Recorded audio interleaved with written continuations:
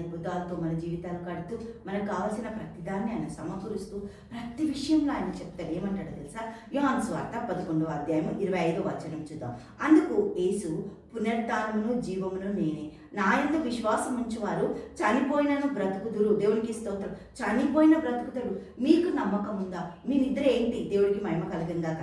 ఇక్కడ తాత్కాలికం ఉన్న జీవితం మనది, కొంచెం టైమే. ఇక్కడ నిద్రించి పరలోకంలో మన జీవితాలు శాశ్వతంగా జీవించడానికి ఆయన కృప మనకు అనుగ్రహించింది. ఆయన అంటుడు, పునరుత్థానం నేనే, జీవం నేనే, సత్యం నేనే, మార్గం నేనే, అన్నీ నా దగ్గరనే ఉన్నాయి. కానీ ఒక మాట అడుగుతుంది ఆయన. యోహాను సువార్త 11వ అధ్యాయం 40వ వచనం చూద్దాం. హల్లెలూయా.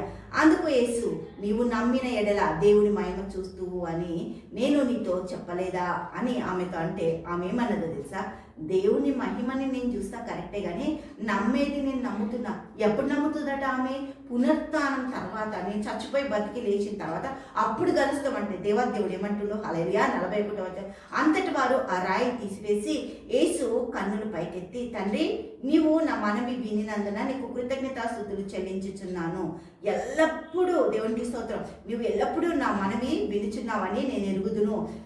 నన్ను దేవునికి స్తోత్రం, నేను చేసిన ప్రార్థన ప్రతిసారి నీకు వినబడుతుంది. నమ్మకం ఉండాలి మనకు. ఆ నమ్మకం ద్వారానే దేవుడు మనల్ని జీవింపజేస్తాడు. ఆ నమ్మకము మన జీవితాలకి ఒక విశ్వాసం, ఆ నమ్మకము మన జీవితాలకి ఒక ఆధారం, నమ్మకము మన జీవితాలకి ఒక ఆశ్రయం అవుతుంది. దేవుడికి స్తోత్రం. నువ్వు నమ్మిన ఎడల నమ్ముతావా? నువ్వు నమ్మితే మహిమ చూస్తావు. ఈ పరిస్థితి దారుణంగా ఉందా? అసలు ఏమీ కూడా సబబుగా లేదా? ఏ మార్గం జరగట్లేదా? అసలు ఎక్కడి నుంచి కూడా ఒక సోర్స్ రావట్లేదా? అసలు ఏంటి నా పరిస్థితి అనుకొని దిగజారిపోతున్నావా? కానీ దేవుడు అంటున్నాడు, ఒక మార్గం నీకోసం తెచ్చిపెట్టిన. నువ్వు ఎప్పుడైతే నమ్ముతావో, నమ్మువానికి సమస్తము సాధ్యం. మనుషునికి అసాధ్యం, మనుషుని చేయలేదు. కానీ దేవాది దేవుడు అంటాడు, నేను చెయ్యగలను, నేను సమస్తము నీ కోసం సమకూర్చగలను. నీ కార్యాలన్నీ అద్భుతంగా ఆశ్చర్యకరంగా జరగడానికి నేనే ఆశీర్వాదకరంగా నీ జీవితాన్ని కట్టబోతున్నా అని దేవుడు మాట్లాడుతున్నా ప్రతి మాట.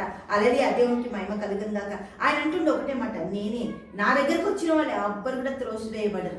లోకం త్రోసివేస్తుంది, లోకంకంతా కూడా వాల్యుబుల్ కావాలి. కానీ క్రీస్తులో సమస్తము చెడిపోయిన వాటిని బాగు చేసే దేవుడు ఆయన.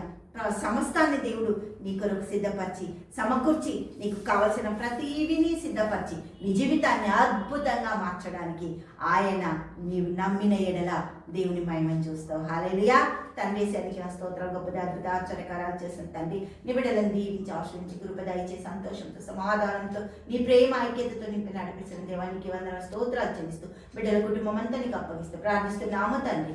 ఆమేన్, ఆమేన్, ఆమేన్.